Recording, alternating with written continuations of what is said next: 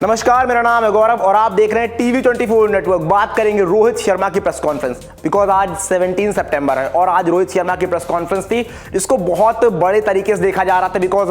Just 2 दिन बाद आपका मैच है बांग्लादेश के अगेंस्ट और इसके बाद आपके कल कोच की प्रेस कॉन्फ्रेंस होनी है, यानी 18 तारीख को और 19 तारीख को आपको मैच खेलना है, जो कि बहुत इंपॉर्टेंट होने वाला था कि रोहित शर्मा यहाँ पर क्या फैसले लेते हैं कि प्लेइंग 11 क्या होगी, केएल राहुल के बारे में, सरफराज खान के बारे में, ध्रुव जुरेल के बारे में एंड जो नया कोचिंग स्टाफ आया है। बिकॉज आप जब टेस्ट मैच का आगाज करने जा रहे हो and this is the first time जब रोहित शर्मा और गौतम गंभीर एक साथ होंगे इन रेड बॉल क्रिकेट, तो उन सारी चीजों को लेकर बहुत बड़ी बातें होनी थी। यहां पर रोहित शर्मा ने सारी चीजों को एक एक करके बताया। पहला सवाल उनसे पूछा जाता है केएल राहुल को लेकर कि क्या केएल राहुल जो लगातार अंदर बाहर होते आए हैं उसको आप किस तरह से देखते हैं। तो उन्होंने साफ तौर पर कहा कि आप क्रिकेट की पूरी हिस्ट्री उठाकर देख लो, आपको कोई ऐसा प्लेयर नजर नहीं आएगा जिसका जो ग्राफ है ना वो ऐसे चला हो। उन्होंने साफ तौर पर बताया कि हर खिलाड़ी के फेजेस में, हर खिलाड़ी के करियर में ऐसे ऐसे फेज आते हैं जहां पर उसका करियर ऐसे ऐसे मतलब आप ऊपर नीचे होता रहता है, तो वो कोई बहुत बड़ी बात नहीं है।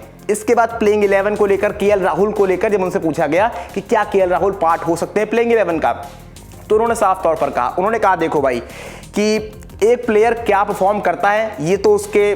दम पे होता है कि वो क्या कुछ करने वाला है, बट इसके साथ ही हमारा बहुत बड़ा उसमें हमारी जिम्मेदारी होती है कि वो किस तरह से प्ले कर रहा है, हमने उसको क्या कम्युनिकेट किया है, क्या उसको हम प्लेइंग 11 में किस तरह से देखते हैं और हम उसको ये कम्युनिकेट क्या कर रहे हैं कि वो कितने मैचेस खेलेगा और कितने मैचेस नहीं खेलेगा। यानी जब हम उसको बैक नहीं करेंगे तो वो प्लेयर अगर क्लियर माइंडसेट में नहीं रहेगा तो चीजें खराब होंगी। तो ये चीजें बहुत बेहतर तरीके से रोहित शर्मा ने समझाई और उन्होंने कहा कि केएल राहुल हमारे लिए एक बहुत इंपॉर्टेंट प्लेयर हैं। उन्होंने जिस तरह से साउथ अफ्रीका में सेंचुरी बनाई, फिर इंग्लैंड में 80s बनाया, उसके बाद हालांकि उनकी इंजरी होती है और वो बाहर हो जाते हैं, और जब वो वापस आए हैं तो उन्होंने कहा कि हम उनको हर मैच खिलाना चाहते थे और हर मैच खिलाना चाह रहे हैं, बट ये डिपेंड करेगा कि सिचुएशन क्या है और कंडीशंस क्या है, उसके अकॉर्डिंग हम उनको खिलाएंगे। इसके बाद जो उनसे सवाल किया जाता है फिर ध्रुव जुरेल और सरफराज खान को लेकर, तो वो साफ तौर पर कहते हैं कि दोनों बहुत बढ़िया प्लेयर हैं, बहुत अच्छे खिलाड़ी हैं, बट ये समय की मांग है कि हम किसको खिला पाएंगे उस टाइम और किसको नहीं खिला पाएंगे। उन्होंने कहा कि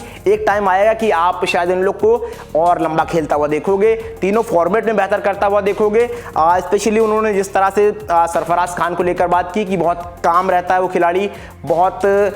नॉर्मली चीज़ों को समझता है, बहुत अच्छे से समझता है। And on the other hand जब बात करेंगे ध्रुव जुरेल की, तो उसके लिए उन्होंने कहा कि वो जिस तरह का उसका अग्रेशन है और जिस तरह की पारियां उसने खेल रखी हैं अभी और जिस तरह से उसके पास वो अटैकिंग गेम है ना, तो वो बहुत बेहतर है हमारी टीम के लिए। तो एक सही टाइम आने पर और जब टीम कॉम्बिनेशन को उसकी जरूरत होगी तो उसको खेलते हुए आप साफ तौर पर जरूर देखेंगे। इसके बाद उनसे नए कोचिंग स्टाफ को लेकर सवाल किए जाते हैं, तो वो साफ तौर पर कहते हैं कि मॉर्निंग ऑर्कल के साथ मैं ठीक ठाक समय खेला हुआ हूं और जितना भी मैं उनके साथ खेला हूं वो एक बहुत, जिसको आपके तो फेयरी टाइप के बॉलर्स थे।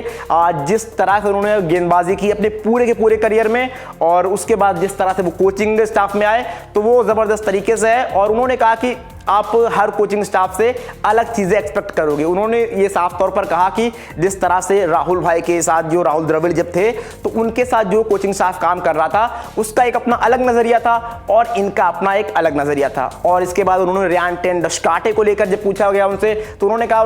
उनके साथ में बहुत ज्यादा तो नहीं खेला हूं, मैं 2 मैचेस खेला हूं, लेकिन वहां पर मैंने उनको देखा कि किस तरह से वो बहुत जल्दी चीजों को सीख रहे थे और उसके बाद जिस तरह से वो कोचिंग स्टाफ में अब आए हैं तो एक बहुत बेहतर चीज है। और फिर सेम गोज विद गौतम गंभीर, उन्होंने गौतम गंभीर पर भी इस तरह का ही जवाब दिया। उन्होंने कहा कि जिस तरह से आप राहुल द्रविड़ को काम करता हुआ देख रहे थे, आप ये नहीं सोच सकते कि गौतम गंभीर भी उस तरह से काम करेंगे। तो उन्होंने कहा कि गौती भाई जिस तरह से फैसलों को लेंगे हम उनके साथ चलेंगे और सबका अपना एक काम करने का तरीका होता है। राहुल भाई का अलग था, गौती भाई का अलग रहेगा। इन सारी चीजों को लेकर उन्होंने कहा। एंड इसके बाद मोस्ट इंपॉर्टेंटली और लास्ट चीज जो उनसे लास्ट क्वेश्चन पूछा गया बांग्लादेश के बारे में कि बांग्लादेश के कैप्टन जो है नजमुल हुसैन शंटो या बांग्लादेश की टीम बहुत सारी चीजें कह रही है कि ऐसा होगा, हम आके इंडिया में जीत दर्ज करेंगे। तो उन्होंने कहा देखो,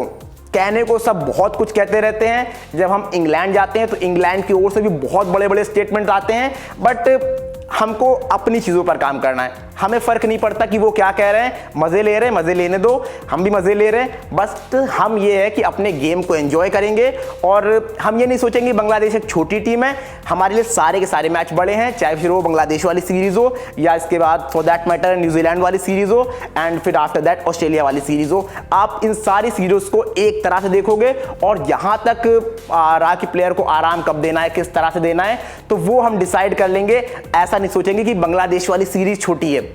उन्होंने कहा हर सीरीज बड़ी है, but according to our preparations हम चीज़ें सोचेंगे किस हक में हमारे लिए बेहतर जाएंगी।